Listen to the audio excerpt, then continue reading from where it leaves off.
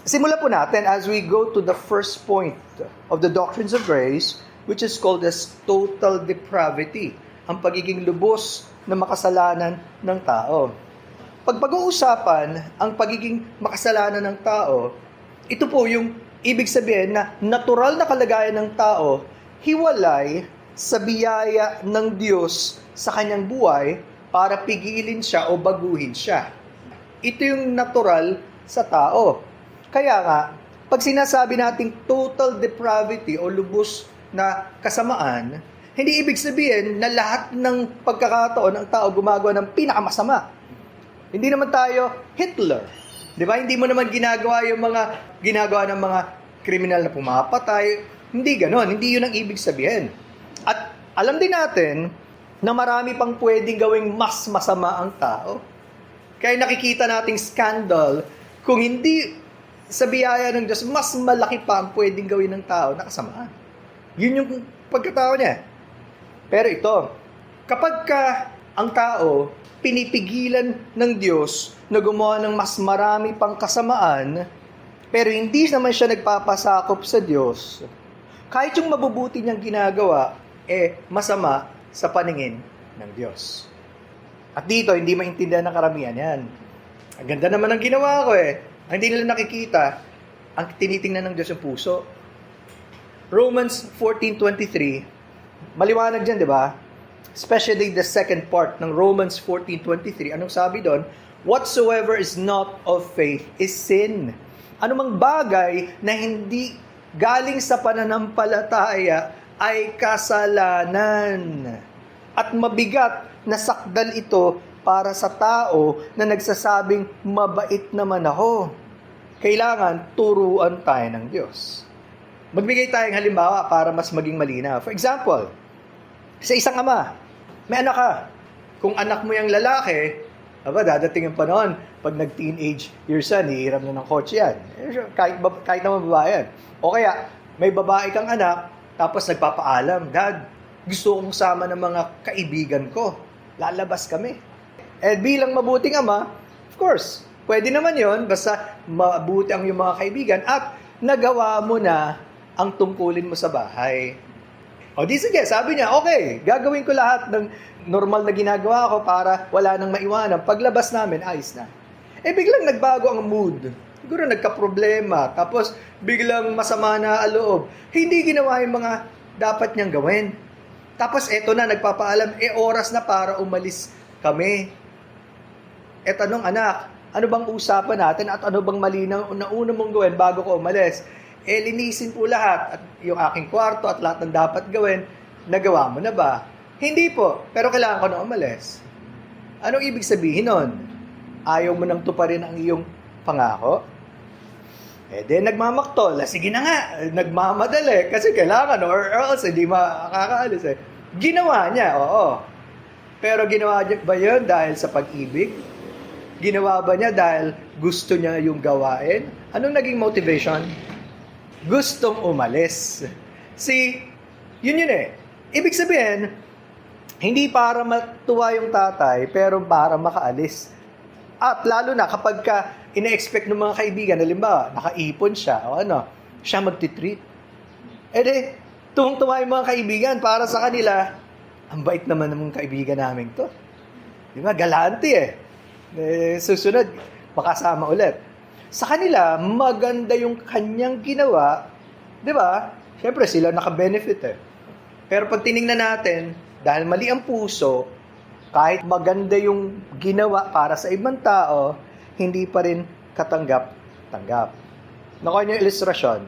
Yun ang pagpapaliwanag, bakit hindi po pwede na yung tao ay panglabas lang ang gagawin. Delikado yun. Bakit? Kasi, dun magkakaroon ng pagtanaw, basta magawa ko, okay na. Hindi Ang unang tinitingnan ng Diyos, yung puso Ganun din sa lahat ng mga tao. So, maliwanag yung Romans 14:23 na binabanggit natin kanina. Remember that verse na kapag hindi galing sa pananampalataya, ito ay kasalanan. At maraming tao ganyan. Hindi nila pinaniniwalang ito yung gusto ng Diyos Basta magawa lang. Lahat tayo sakop nito.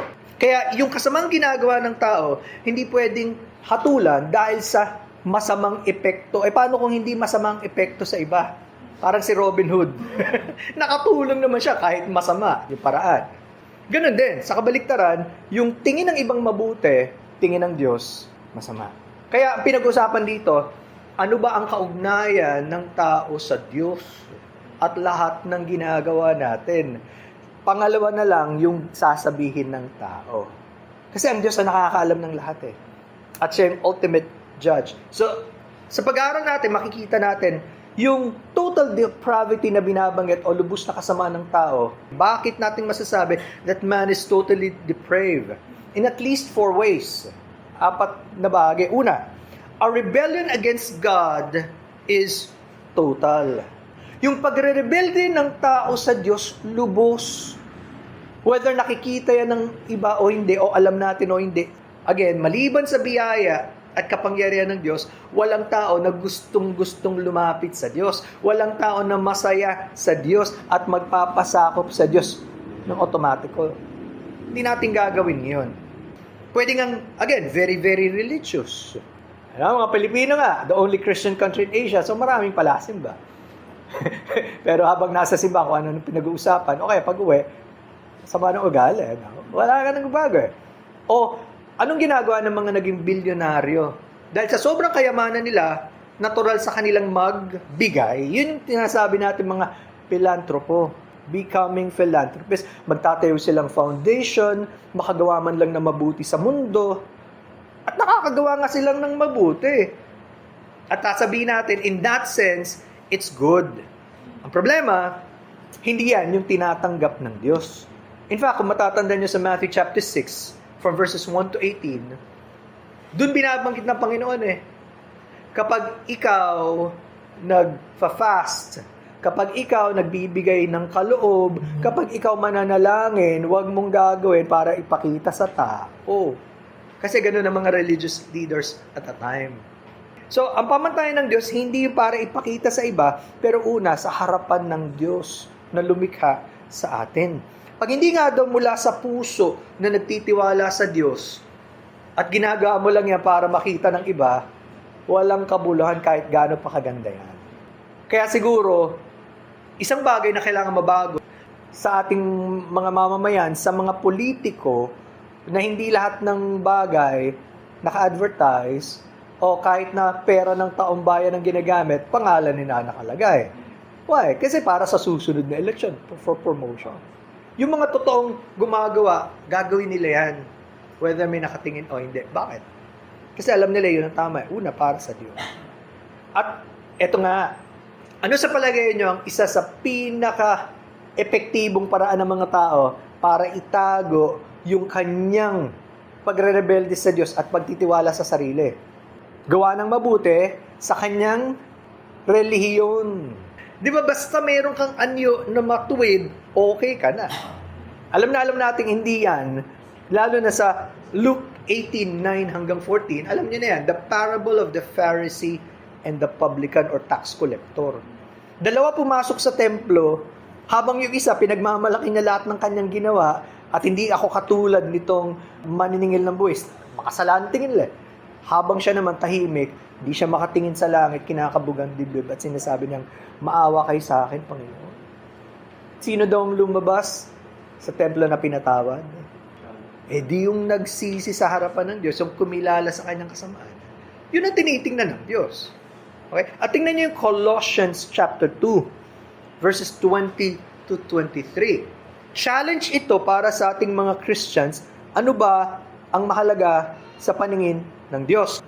Colossians chapter 2 verses 20 to 23. Kung kayo'y namatay na kasama ni Kristo mula sa mga simulain ng sanlibutan, bakit kayo nabubuhay na parang nasa sanlibutan pa rin?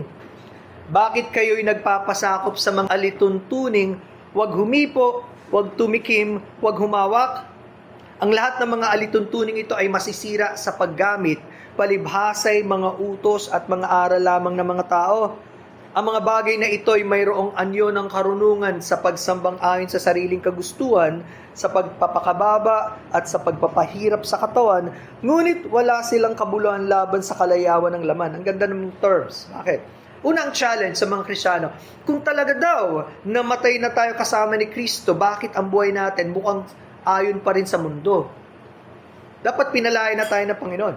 Bakit daw, ang gusto pa rin natin gawin yung regulation ng tao na puro pang labas lang. Again, walang masama na huwag mong hipuin yung marumi, huwag kang tumikim ng bawal sa'yo, huwag kang mamawa. Kaya lang, ang maraming tao ginagawa yan kasi malalapit sila sa Diyos.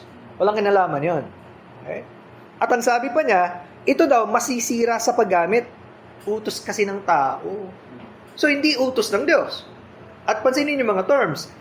Ang mga bagay na ito'y may anyo ng karunungan sa pagsamba ayon sa sariling kagustuhan. Anyo lang. Mukhang maganda, mukhang sumasamba, pero sariling kagustuhan. Mukhang nagpapakumbaba, mukhang nagpapahirap sa katawan, pero walang kabuluhan laban sa kalayawan ng laman. Napakaliwanag. Walang nagbago sa puso at yun ang delikado sa marami. Kaya kontento sa panglabas na ginagawa. Relihiyoso Napakabait sa panlabas. Hindi lang naunawaan ang totoong total depravity o lubos na kasamaan nang gagaling sa loob. At hindi tinatanggap ng Diyos ang lahat ng yan. Romans chapter 3 as one of our texts, malinaw kasing binabanggit ito ng totoong kalagayan ng tao. At dun lang sa verses 9 to 11, sabi doon, sapagkat amin ang napatunayan na ang lahat ng tao, maging mga Hudyo at mga Grego ay nasa ilalim ng kapangyarihan ng kasalanan. Gaya ng nasusulat, walang matuwid, wala kahit isa, wala ni isang nakakaunawa, wala ni isang umahanap sa Diyos, walang takot sa Diyos sa kanilang mga mata. That's verse 18. Yun ang summary ng totoong kalagayan ng tao na hindi matatanggap ng isang napaka-proud na tao, yung mayabang na tao. Hindi naman ako ganyan hindi pa pinapakita ng Diyos yung lubos na kasamaan ng iyong puso. Hindi matatanggap. Kaya nga, ang totoong umahanap sa Diyos, isa ito sa mga unang ipapakita ng Diyos ang kanyang lubos na kawalan at kasamaan maliban na ang Diyos gumawa sa buhay. Regalo to ng Diyos para ipakita sa isang tao, hindi galing sa Kanya. Kaya nga, pagpapakita ito ng Diyos na kaya niyang baguhin ng tao at mas makapangyarihan siya kesa sa natural na kalagayan ng tao. Wala tayong kapangyarihan doon. Kung sa sarili natin, di natin kayang baguhin, palagay mo ba mababago mo yung tao na matagal mo nang sinasabihan? Hindi mababago yan. Okay? Again, yun ang katotohanan. Kapag pinag-aralan natin yung total depravity o lubos na kasamaan, hindi natural sa tao ang hanapin ang Diyos. It is a myth. At kung paanong hindi totoo din yung sinasabi ng karamihan na lahat naman ng tao pinanganak na mabait. Baliktad na baliktad sa Bible, Di ba? Sabi nga ni David, in Psalm 51:5, na pinaglihi siya sa kasalanan Inanyuan sa kasalanan. Paano masasabing mabait ipinanganak? Mukha lang. Sabi nga sa Bible study namin, yung tingin yung napaka-cute na baby, yung pinanganak, anghel. Naku, pagka lumaki yan, hindi na mukhang anghel, Natututo Saan natututo? Hindi lang sa outward. Hindi lang sa mga paligid niya. Nasa labas. Wala nga nagturo dyan na magsinungaling. Magsisinungaling isang araw yan, Kaya, magrebelde, Alam yan, Kaya alam niyong talagang nasa kalikasan. Now, kaya nga, linawin natin, may mga tao naman talaga na humahanap sa Diyos. Bakit sabi sa Bible, hindi hinahanap? Ang ibig lang sabihin, pwedeng hanapin nila ang Diyos, pero hindi nila hahanapin yung totoong Diyos kung sino siya. Hindi lubos na paghahanap. Okay, makita lang ng konti, magkaroon ng anyo nga. Nagdadasal, sa kanila paghahanap na yon. Hindi yon pag kumilos ang Diyos, mas malalim. At lalo na alam natin to, pag ang tao nagkaroon ng matinding pangangailangan, kailangan niya ng sasagip sa kanya, pag hindi ba naman matuling lumapit sa Diyos, Lahat na ng santo, tinawag na eh. Di ba? Pero hindi totoo. Bakit? Nangangailangan lang siya kasi ayaw niyang mapahamak, ayaw niyang mamatay, o gusto niyang maipagpatuloy yung kanyang kasiyahan at ang paprotekta ang pamilya. Pero kung natural na ang kalagayan, hindi niya naman gagawin yun. Mali ibang baguhin nga siya ng Diyos. Sana mas lumalalim at nauunawaan na ito. At tandaan nyo, kung may mga taong humahanap sa Diyos pero hindi yung totoong paghahanap, may mga tao din naman na lumalapit sa liwanag. Kapag yun lang ang tiningnan mo. Di ba? Mayroong pupunta sa church, mayroon namang magpapa-Bible study, may gustong ipanalangin. Meron naman. Kaya lang, ang paalala sa atin muli, babalik tayo sa scriptures. John chapter 3. Verse number 20, sapagkat ang bawat isa na gumagawa ng masama ay napopuot sa ilaw at hindi lumalapit sa ilaw upang ang kanyang mga gawa ay huwag malantad. Ba't ka naman nga lalapit kung ikaw ang ma-expose? Pero sabi, in contrast, verse 21, subalit ang gumagawa ng katotohanan ay lumalapit sa ilaw upang malinaw na mahayag na ang kanyang mga gawa ay naaayon sa Diyos. Ito daw yung ginawa ng Diyos. Ibig sabihin, habang na-expose ang isang tao na gustong lumapit sa Diyos, mas makikita niya ang kanyang kalagayan, lalo siyang magpapa-examine sa Diyos. Panginoon, tulungan niyo po ako. Napakarumi ko. Napakarami kong kasalanan. Hindi niya itatago. Alam na ng Diyos eh. Handa na siya ngayon na magpasako sa Diyos. So, napakahalagang pagpapaliwanag sapagkat hindi totoo na lahat gustong makita kung sino siya. Sabi nga natin, lahat tayo merong mga hidden closet. Sino ba naman ang gustong ibandera mo yung mga pinakapangit? Pero kapag nakilala natin ng Diyos, lalo na lumalalim tayo sa Panginoon, at may nag-akusa sa atin ng masama, hindi naman masamang ipagtanggol sarili natin. Kaya lang, ang main attitude natin, alam mo, mas higit pa ako sa sinasabi mo. Kung alam mo lang yung puso ko, mas higit pa tayo sa anumang pwedeng sabihin ng mga tao sa biyaya ng Diyos. Kaya nga, di ba naging famous yung term na binabanggit lagi, I think it came from Pastor Collingwood and then na repeat ng mga brethren, I'm better than I deserve. Mas mabuti pa kalagayan ko kaysa sa nararapat. Of course, may mga lalapit sa Diyos, pero yung mga kinikilos ng Diyos at kung gusto nila, malugod ang Diyos sa kanila. Gagawin nila yung nais ng Diyos. So maliwanag yan. Kaya nakikita natin, kailangan talaga natin ang Diyos. Pangalawa, paano sinasabing ang tao ay lubos na masama o totally depraved? In his total rebellion, everything man does is sin. Dahil nga lubos ang pagre-rebelde ng tao sa Diyos, lahat ng kanyang gagawin ay makasalanan. Coming from Romans 14:23 again, whatsoever does not proceed from faith is sin. So, produkto yan ng pagre-rebelde at hindi po pwede na malugod at paparangalan ang Diyos. So, again, kung ang mga anak natututong magsabi ng totoo, humihingi ng tawad, maganda yun, maturuan sila. Kung tayo gumagawa ng outward works, tulungan ng ibang tao, pumunta sa church, those things are good.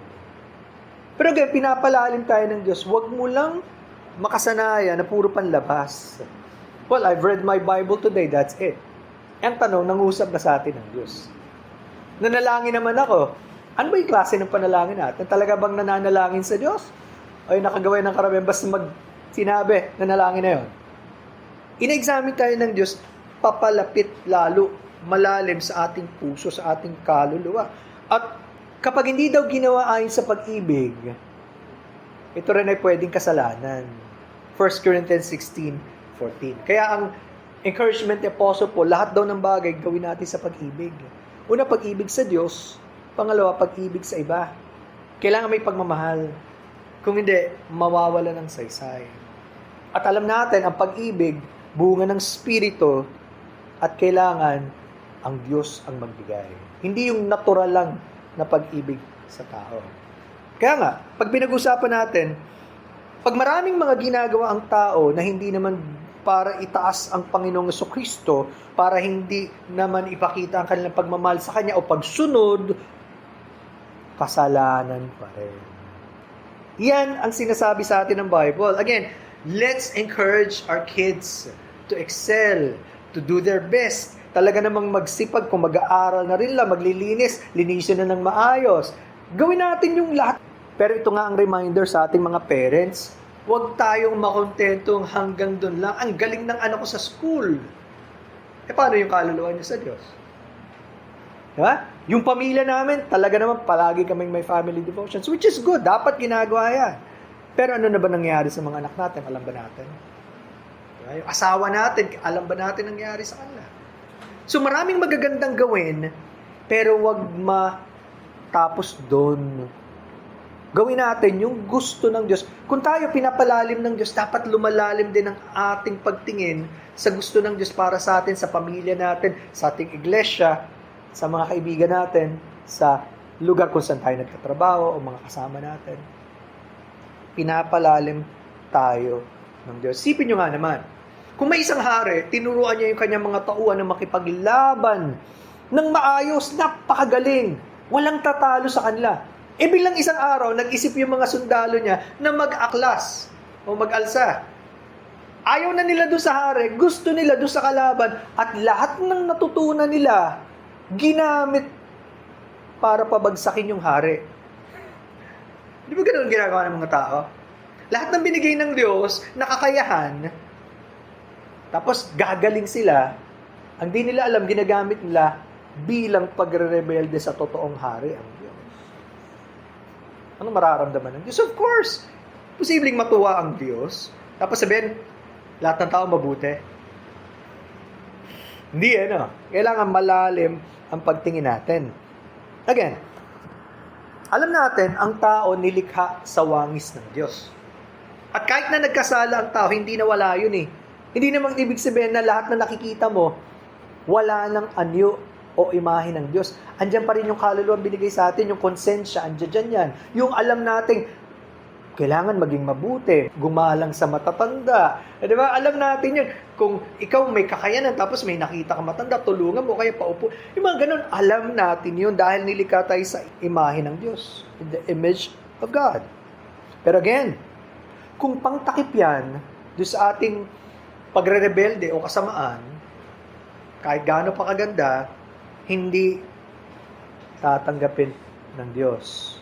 In fact, pwede nga daw papurihan natin sila sa magagandang ginagawa nila, pero hanggat di nila nakikilalang tagapagligtas, isang araw, iiyak tayo sa harapan ng Diyos dahil napahamak sila. Nakita niyo ba gaano kabigat yon? Dapat lumalalim tayo sa pagkaalam at alam natin ng difference. Encourage them as much as possible so that they will grow up well. Pero, bigyan din natin sila ng warning, kapag wala ang Diyos, sayang ang lahat. Gawin natin, mga kapatid. Tingnan niyo yung pag-amin ni Apostle Paul. Apostol siya, di ba? Pero tingnan niyo yung pag-amin niya, Romans 7:18.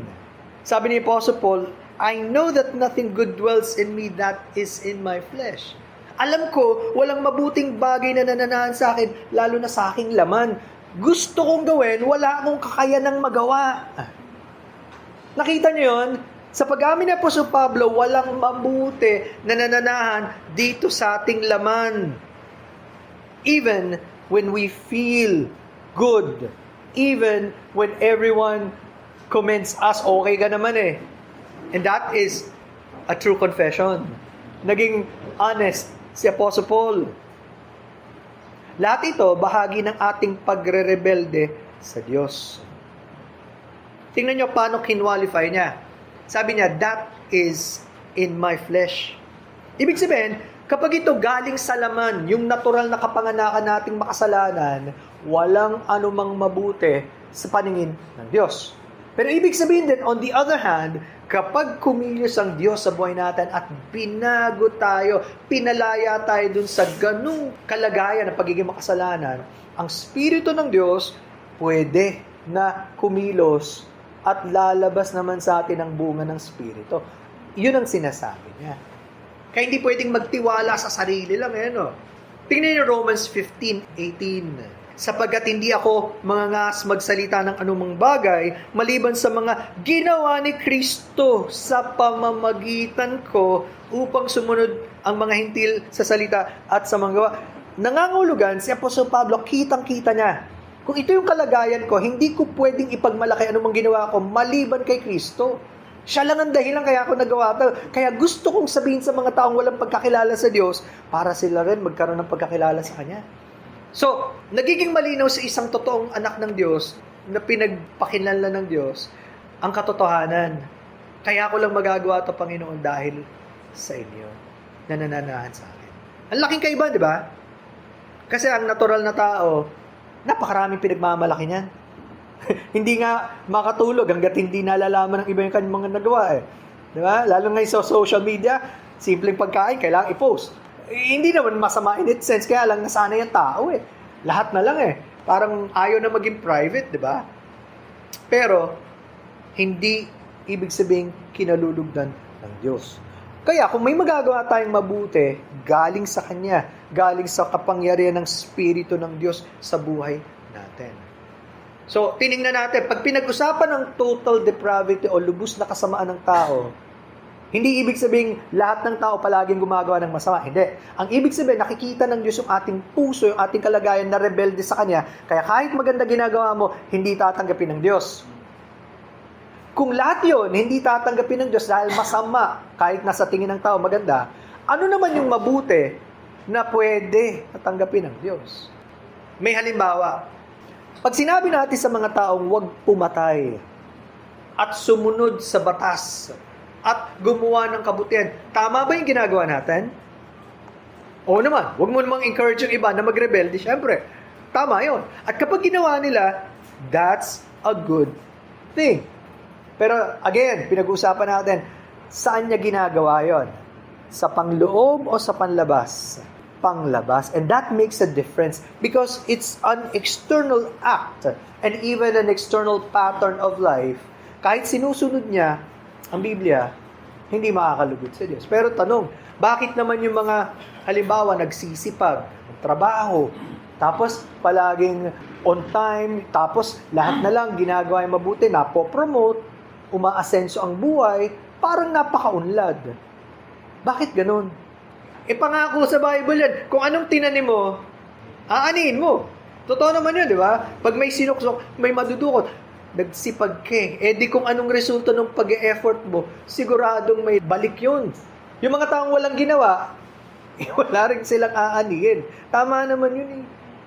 At ito nga, di ba, common saying. Halimbawa sa mga ibang bansa, kahit hindi naniniwala sa Diyos. Ako nagtuturo ng mga taga-ibang bayan, yung iba ako naniniwala sa Diyos, pero hindi ang totoong Diyos. May religion sila, pero napakasipag, napakabait, napakamagalang, umunlad ang bansa even after World War II. Kahit nga daw mabagal ang economy nila, pero isa pa rin sa mataas na tinitingala ng mga tao. Bakit? Itinanim nila yon. At ang Diyos ino-honor yung itinanim ng tao. Ang problema ganito, hindi ibig sabihin pinagpapala ka physically dahil ginawa mo yung nararapat, katanggap-tanggap ka na sa Diyos. Yun ang pinag-uusapan natin. 1 Corinthians 10:31, whether therefore you eat or drink or whatsoever you do, do all to the glory of God. Ano man gagawin natin? Kumain ka, uminom ka, ano man yan para sa kalwalatian ng Diyos dapat.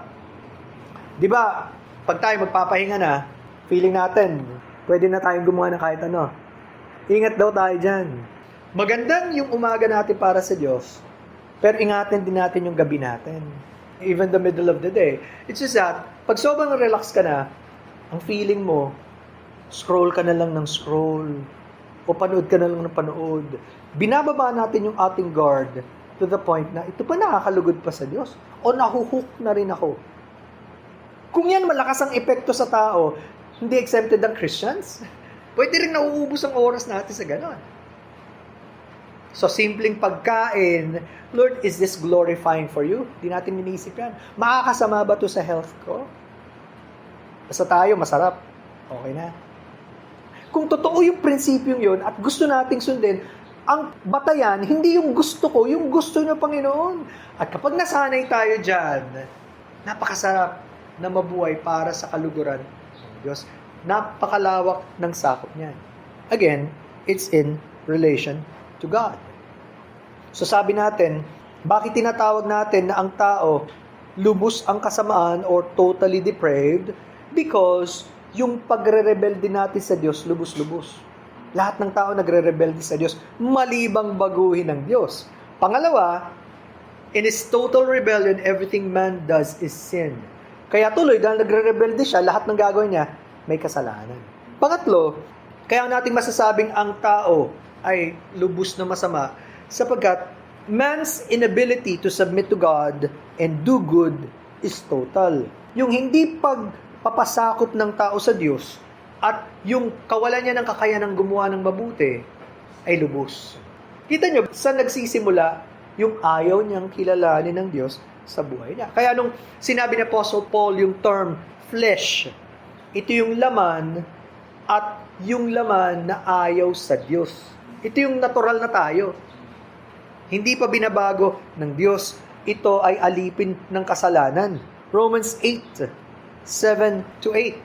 Anong sabi dyan? Sabi sa Filipino, sapagkat ang kaisipan ng laman ay pagkapuot laban sa Diyos.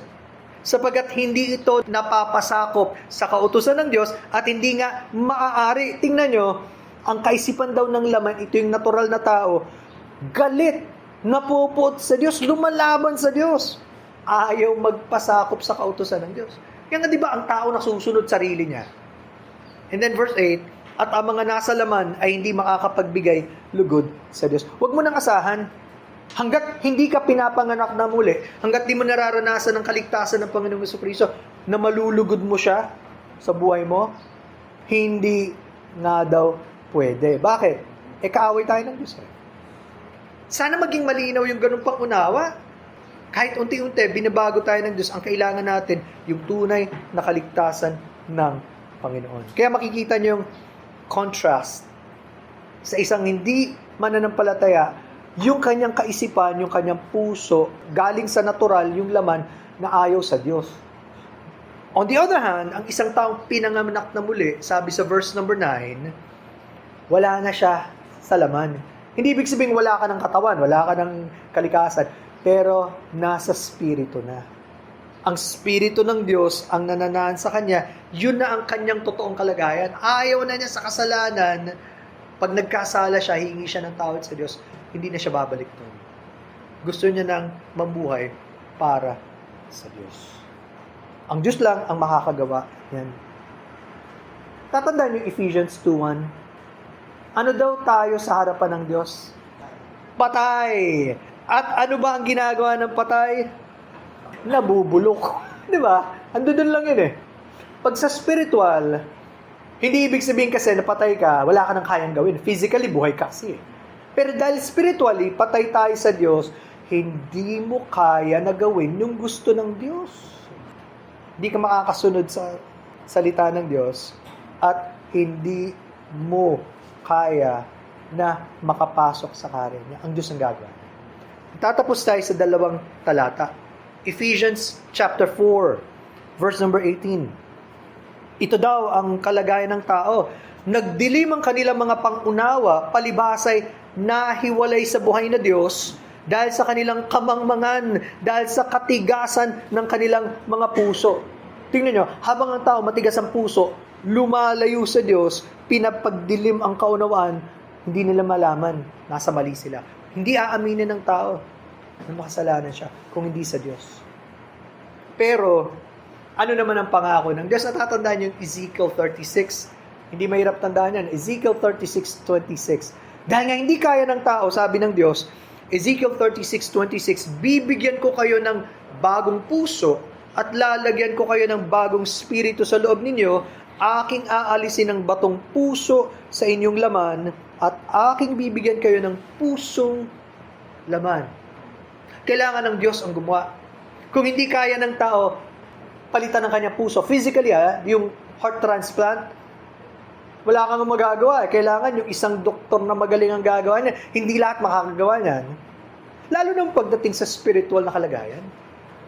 Ang Diyos ang kailangan magtanggal ng batong puso na napakatigas, ayaw sa Kanya, papalitan niya ng bagong puso. At pag pinalitan tayo ng Diyos ng bagong puso, mag-iiba ang panglasa mo, mag-iiba ang gusto mo sa buhay, mag-iiba na ang pagtanaw mo sa lahat. Bakit mahalaga na maunawaan natin ang kahulugan ng total depravity o lubos na kasamaan ng tao? Kasi apektado nito lahat. Ang ating paglapit sa Diyos, ang ating relasyon sa Kanya, at yung ating pamumuhay. Kaya mapapansin nyo, di ba? Marami mga tao, kapag di nila naunawa ang totoong malala ang kanilang kalagayan, di naman nila hanapin ang Diyos na seryoso. Patumpik-tumpik pa yan. Okay lang naman ako. Hindi ka okay. Either nasa ICU ka at malapit ka nang mapahamak talang mamatay, delikado eh. O talaga namang may bago ka ng buhay sa Panginoon. Walang nasa gitna.